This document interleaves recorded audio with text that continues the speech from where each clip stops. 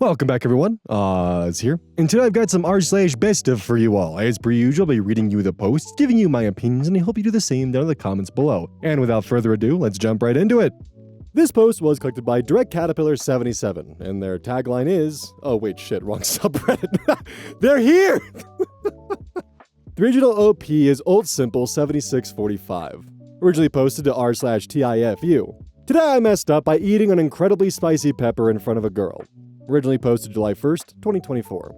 So, today I was out on a date with a girl I've liked for a long time. So I finally took her out, and we were having a great time until I took her to dinner. We went to a nice Mexican place, and I ordered chicken fajitas. And this is when it all went wrong. I noticed that on the side there was a pepper. I asked, and it was a serrano pepper. And while trying to impress her, I ate almost the entirety of the pepper. The spiciest thing I can handle is a jalapeno. So I don't know why I thought this was a good idea. But anyway, I took a huge bite and tried to chew and swallow. I swallowed a tiny bit of it before almost throwing up.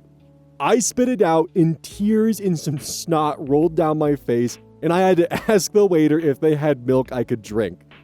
I also had to ask for my date's water, and I ordered a sorbet to help cool my mouth.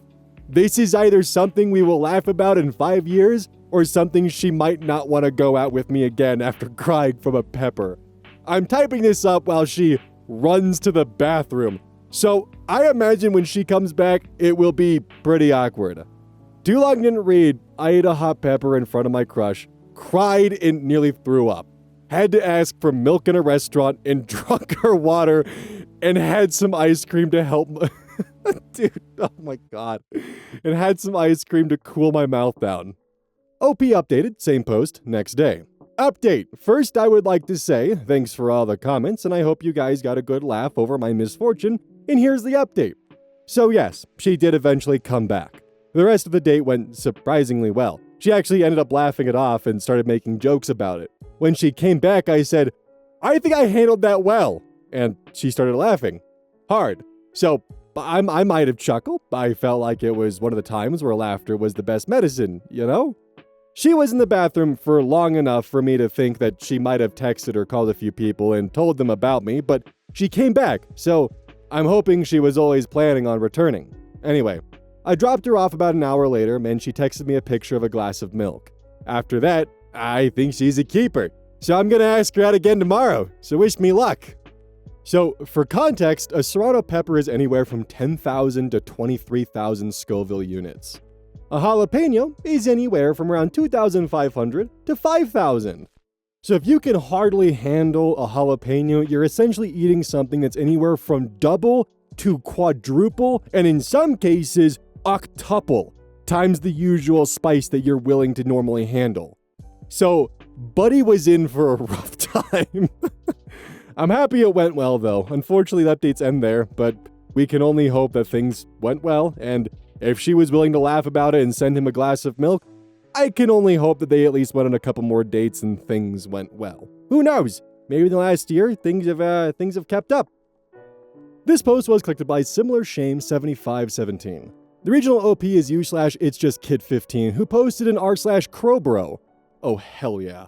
A subreddit for crow and corvid enthusiasts. The entire update thread takes place over the time span of a week from May 21st, May 25th, and May 27th. Original post by First OP. Woke up to my crows screaming at me through my window at 5 a.m. Was mad, but turned out they wanted my help.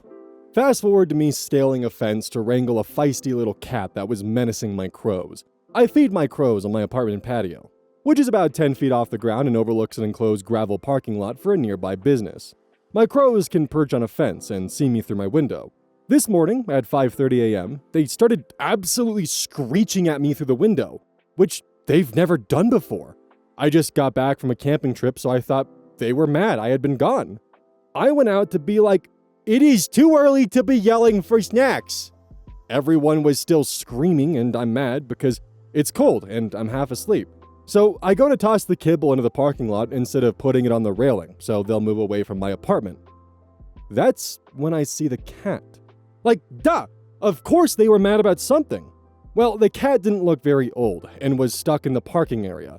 It's fully fenced and locked, and obviously a danger to birds.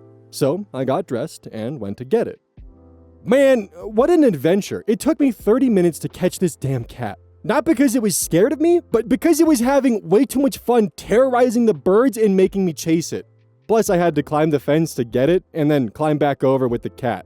I wrapped it tightly in my hoodie. At least there weren't a lot of people out to witness me and swearing for 30 minutes in the early hours. My crows followed us around the whole time and kept showing me where the cat was, when it would run away so I could go and catch it. At one point, the cat was rolling around on a roof shed, and all these birds were perched in the tree above it, screaming, and I swear, this cat was eating it up. Anyways, I finally managed to get the sneak wrapped in my hoodie, and it's now resting safely in my puppy's crate until I can find the owner, etc. Already working on that part. I have 2 big dogs and a 560 square foot apartment, so Kitty is not staying here. Though my older dog is obsessed with this cat. She's just laying next to the crate, staring at it. I hope my crows are grateful because waking up at 5:30 a.m., climbing into a locked fence area and wrangling a sneaky juvenile cat in order to protect my crows was not on my list of things I wanted to do this morning. Update. Kitty is back with the owner, an older woman in the neighborhood who told me that Kitty is an indoor-outdoor cat and has a lot of freedom. I let her know that I apprehended her because the birds I regularly feed were very upset / going after the cat, and reminded her that outdoor cats are a danger to birds. Probably won't change anything, but at least I told her. Notable comments. If you have to save it again, tell its owner it was trapped in an area with no escape, food, or water, and embellish a bit that you were worried it would die where it got stuck, and that the birds seemed to be trying to eat its eyes. Maybe a bit of fear for her outdoor cat would help it become an indoor cat. OP's reply, oh, for sure. If I have another encounter with this cat / owner, I am hamming up the danger to the cat because she definitely did not seem concerned about the bird population. I didn't even mention they were crows. I thought an older lady would understand being concerned about little birds being fed, but alas, she was not. Another commenter. I wouldn't mean crows. Plenty of stupid people already don't like them. No need to have her meddling with them to protect her cat. I would point out you've seen rodent pellets out, and her cat can die from catching / eating a poisoned mouse. OP's reply. Oh, I would not mention the crows, as I know that most people don't realize that they are smarter than most pets and have no appreciation, idiots, for their beauty and perfection. I would likely mention eagles, falcons, ospreys, etc., as we have tons of much more dangerous predator birds in this area that really could hurt her cat. Edit to add, the rodent trap / pellets are a good idea. There are plenty of traps around, so it would be an honest warning. Another commenter. Cool that they not only thought to come get their big 2-legged no feathers friend, but also help track it for you. OP's response. It was. They watched the whole encounter from the closest / safest perch they could, and whenever the cat got away from me, they would dive bomb her. She did not care very much though. Laughing emoji. When I finally managed to carry it away, it kept jumping out of my arms, I had both my hands around its chest, supporting its front with the bottom half, just dangling. So hopefully the crows enjoyed seeing it caught and embarrassed like that. Update 1. Save my crows from a cat. Now I'm famous with all the local crows. A couple of days ago, I posted a story about my crows asking for help dealing with a menacing cat. I handled the situation with poise and definitely did not rip the seat of my pants on a chain link fence. Everywhere I go lately, crows show up and say hi. Driving my car, they swoop down in front of my windshield. They fly by my window. Walking my dogs, they follow us and hang out on nearby perches when we stop. Drove 20 minutes to my parents' house. A murder of 20 was waiting for me in the trees, and it really did sound like they were talking about me. Within a couple of minutes, there were 50. My main bro says hi to me every chance he gets. He's the one who alerted me to the cat in the first place. I've never named him because it feels weird to name a wild thing. He probably already has a name, but maybe I should call him something. Open to suggestions. He makes this crazy wah, wah sound I've never heard another crow make. It's pretty fun being famous with my city crows. I bop around town a bit, so I'm making lots of new crow friends. It's very cool how they can tell each other about someone. I feel like the local crow hero. And I'm down for it. Does your murder need protecting? Be there in a minute. Notable comments. Maybe the wah, wah sound is your new name in crow speak. OP's response. Shut up. I'm crying. Here's a sound clip of him. Oh, that is That is far cuter than the noise I was making. Another commenter. I've never heard a crow make that sound. Sounds almost like a ringtone. OP's reply. It's insane. The first time I heard it, I was like, what the fuck was that? And then I watched the sound come out of his beak and was even more like, what the fuck was that? Another commenter. Their ability to mimic is spectacular. I was once working near a construction site, and several of the ravens there had figured out how to imitate the sound of a pneumatic hammer. They would take turns. One of them would fly into a giant metal skiff/garbage bin and make the pneumatic hammer noise, which would echo and scare away the nearby seagulls. And its compatriots would feast on discarded food, and then they'd switch off. God, I fucking love corvids. OP's response. They are so smart. My puppy was getting into the treats I put out for my crow bro, so he went to the other side of the patio, knocked some treats onto the ground to distract my puppy, and then as soon as my puppy ran for the other treats, crow bro went back to the stash. Then I took my puppy inside, so bro could snack in peace. Haha. Love this story. Crows fucking with seagulls? Always funny. Second update.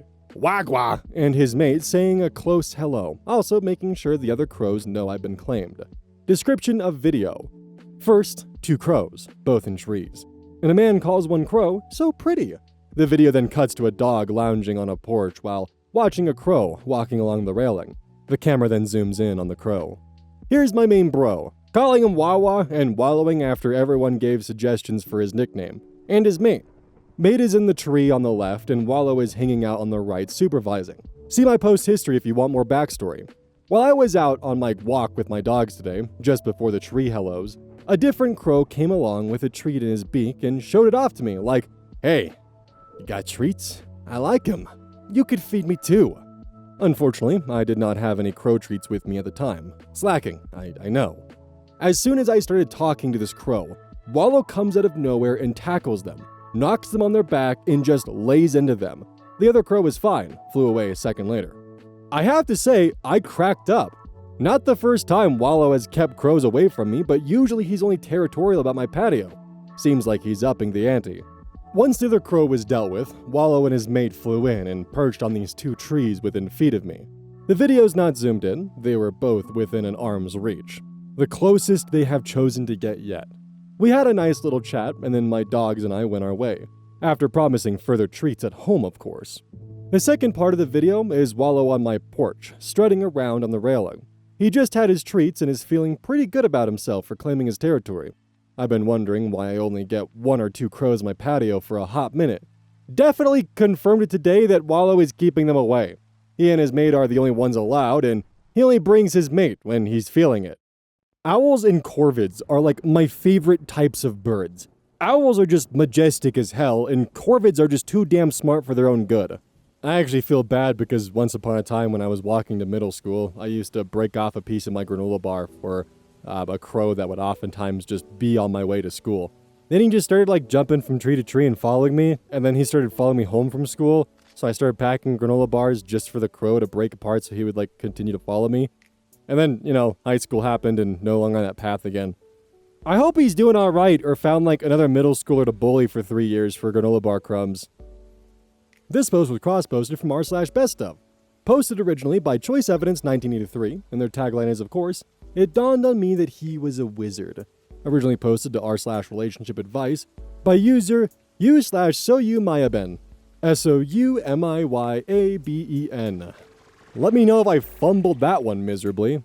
Originally posted May 22nd, 2025. I, 25 female, accidentally rejected my coworker/friend, 29 male, and I regret it.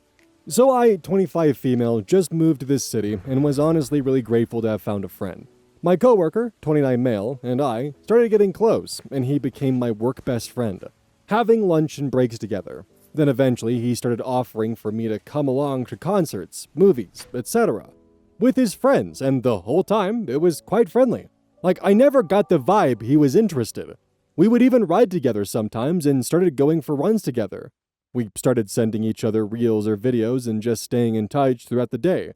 Then he started coming over to my place because we started watching White Lotus together. Since we both liked it before, so we thought, oh, let's watch it together. But throughout all of this, he never alluded to anything romantic, never touched me or flirted.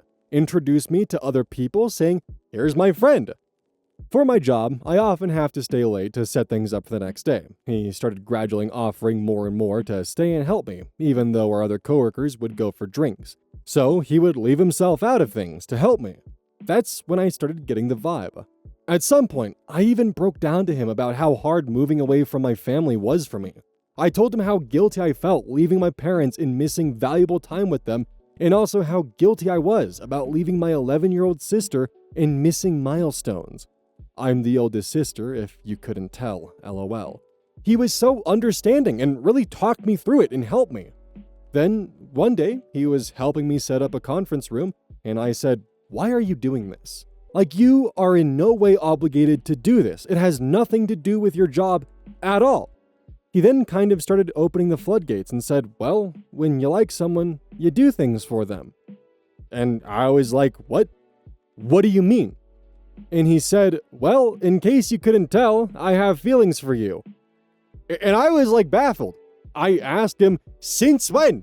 He said, "Well, I liked you from the moment I saw you," which puzzled me even more. Like, why not just ask me out from the start? And he said, "I guess I just wanted to get to know you first." Anyway, then he said, "Well, do you want to go on a real date?" And I kind of freaked out. My fear of commitment kicked in, and I just reactively declined the date and said, "I don't think that's a good idea." I got scared and anxious, and I've always fled when something is about to become real. Then he just shut down, and it was awkward and silent until we left. Well, biggest regret, because ever since then, he hasn't engaged with me. It's been 2 days and he's avoiding me hard. No texts, no eye contact. I couldn't even find him at lunch. When I finally went up to him and said, "What about the date?" he said, "Never mind, don't worry about it," and walked away. Did I miss my shot? Would he want me to push more about it? Because now that I've processed it and thought about what he could be, I'm into it. Well, if I'm being honest, I always thought he was a great guy and exactly what I needed, because he is the more chill, soft-spoken type, and I love that because I grew up with a very fiery dad with an extremely short fuse. So I always dreamed of finding someone who's more on my wavelength. I mean, there's a reason why we work so well as friends, but I just didn't really think he would see me like that. Like, I didn't even let myself go there. I think I hurt his feelings by rejecting his date offer, even though I didn't mean to. Do I still have a chance to fix this, or does it seem like I've put him off being with me? Too long didn't read. I freaked out when my coworker, who's been my best friend for the past 7 months, said that he had feelings for me, and I freaked out and rejected him, but I regret it, and think he now is off by reaction. Relevant comments. Commenter 1. I wonder how long he's worked there. I would bet a while. When you're on the grind for a few years at the same job, it's pretty easy to sink back into the old routines. It sounds like he was putting in a lot of effort to be there for you, but for some reason couldn't muster the courage to really go for it and ask for a date. That's a tough spot after your rejection, so I understand him withdrawing a bit into safer routines to try and recover from the blow. My advice would be to let him have his space for a week or so and use that time to think about how you feel his lack of presence. If you actually could see him as a good romantic partner, I'm sure you guys can give it a real go when he's ready. But you have to be really honest with him to get him back. I think there's an extra weight to any workplace relationship. Suddenly your relationship is public to a degree, and you share the scrutiny of your coworkers. Problems at work affect both people, even if only one person is involved. And potential splits can kill vibes hard and make moving forward difficult, leading to job changes, etc. Just a lot to think about. If you are both 30, I think this might happen more naturally, but you're young, at 25, and I think that's why you rejected the way you did. He sounds like a solid guy, and you will have max exposure to him going forward. But given your recent life changes and big moves, a real relationship with someone represents an anchor in your life, while you aren't completely settled yet. OP responds, "This is exactly it. Thinking about being with him feels like committing to being away from my family." Commenter 2. He's not doing this again due to fear of being reported to HR, its repercussions, as you freaked out while rejecting. You have to reach out, apologize in private, explain, and ask him out. OP responds, I would never report him to HR. Sad face. Commenter 3. I just have a few questions. Do you like him after that? Or are you just missing your best friend? Can you see yourself in a fulfilling long-term relationship with him? Answer those questions just to yourself. If the answers are no, or I don't know, let him have his space. Don't string him along. OP responds, even though it wasn't on my mind before, I am interested the more I sit on it. And yes, I do miss my best friend as well. It's been really sad not talking to him. I was just caught off guard. I'm not good under pressure. Sad face. Update, May 26th, 2025, 4 days later. First of all, thanks everyone for the great advice. I really appreciate it. Well, the most common advice I got was to go and be honest and plan a date for him. So I wanted to do that, but in a more intimate setting. So I was feeling bold and got his favorite, Wingstop, and went to his apartment and just knocked. I would pay to have footage of the look on his face because he was so taken aback. Anyway, I said, "Do you mind if I come in?" He was a bit hesitant, but he said yes. Then we sat and I explained everything that I said in this post. How I just freaked out because I was taken aback and also scared. Scared about anchoring myself to a place away from my family. Scared to lose my only friend. Scared that the idea of having me would end up being better than actually having me. I told him that after having time to process the idea, I'm very much into it and see all the ways we're great for each other. I told him how grateful I was for everything he has done for me, and that if I reacted negatively, it had nothing to do with him and everything to do with me. So when I finished my speech, he apologized. This man is too good for me. He was like, okay, I'm also sorry, I didn't mean to ice you out. I was just disappointed and needed a little time, and I would have eventually started speaking to you again. Like, I would still rather be your friend than not. And that was a big relief, because I saw comments of people saying, well, if he was just hanging out with you to get in your pants, then he's not your friend, or he's immature, etc. Well, he proved that he's not, and that he's a great guy, actually. Smiley face. Another thing is people said, well, if you didn't like him romantically at all, then you should just leave him alone, or you just missed the attention. I genuinely just didn't even entertain the idea because the nature of our relationship was so platonic. In my brain, I was just like, well, we're just friends. If he was interested, he would have said so, or shown it, or flirted, or been more tactile. I just accepted that as the reality, so him saying he actually did like me was a complete surprise. Anyway, so we have officially decided to give it a go. We had a pretty deep convo about where we see our lives going, and it's very much in alignment with each other. I'm super happy, but still fearful, I admit. But I just keep telling myself that if I don't try, I'll regret it. I still have a date that I'm planning involving all of his favorite things that I'm working on in my back pocket, because I still feel like I have some making up to do. Oh, and we ended up kissing, and it was great. Smiley face. Relevant/top comments. OP responded to a deleted comment on if she had been in a relationship before. OP. I had a boyfriend once and regretted it the whole time. I hated being with him and I just had a lump in my chest the whole time. Ever since then, I've been terrified to be official with anyone because I'm scared the second I say yes, that I'll feel that feeling again. Commenter 1. Congratulations, she shoots, she scores. You do miss 100% of the shots that you don't take. Good luck with your new relationship, but also try to make other new friends so you don't feel so isolated and have to lean on him for all your social interactions. That is phenomenal advice, by the way. Commenter 2. Excellent. Keep communicating when you feel like pulling back out of the fear. Stay in contact. Could be hard to do, but you've shown courage already. This is great news. Hope you guys give it a good shot and are happy for a damn long time. Andrew Tate fucking wept. This is how a guy should fucking act. I've always been a strong believer in the idea that a strong relationship is built from the foundation of friendship and you two actually understanding each other. Because the person that you're going to be spending your life with, that's gotta be your friend. It's gotta be someone you enjoy being around. It's gotta be someone you have connections and grounds in common with. It's gotta be someone that you enjoy spending time with beyond just having them as a side piece or a trophy or, someone that you enjoy looking at. I think you gotta have a good connection with someone for a relationship to be successful long term. And you gotta feel that close bond with them that goes beyond just the casual relationship.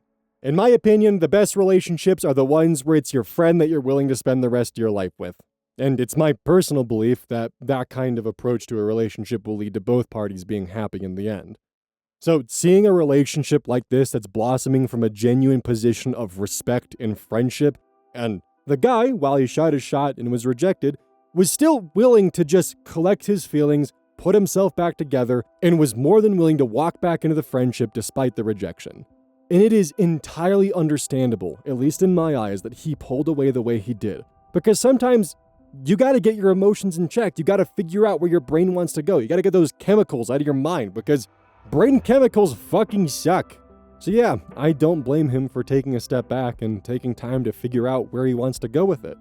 And also, just to add, I'm also not saying that there are not guys that are going to only be interested in that, and the moment they're rejected, they just disappear from your lives. There definitely are guys like that. My biggest thing is, give it time. Figure out which is which. I also certainly don't blame OP for having those same goddamn brain chemicals plaguing her mind and causing her anxiety and stress. But in the end, she realized where she wanted to go, and her moment reaction was not actually what she wanted. And yeah, it can definitely be a scary leap of faith, jumping into a relationship from a friendship and putting that at risk, but if you're confident with each other, sometimes it can be worth it. On an additional note, one of the final commenters in the final update mentioning to go and find friends so you don't isolate yourself, that is phenomenal advice, and I cannot recommend that enough. If you move to a new area, do not rely on your significant other to build all your friendships and relationships, because that is a phenomenal way to end up isolated. Hey, welcome to the outro. Don't forget this whole thing is basically brought to you by GamerSupps. If you like caffeine, then I can't recommend GamerSupps enough. Use code Oz at checkout to support the channel. And I do actually use this product. It's replaced all other sources of caffeine for me because I feel good. It doesn't have any of that extra stuff that a pre-workout blend might have. It's with a couple of the extra things to make it so you don't crash as hard. It's good. I like it. Personally, if you really want a good flavor, try the Soda Pressing Pear or even the Dragon Fruit Punch. Those two are my personal favorites right now.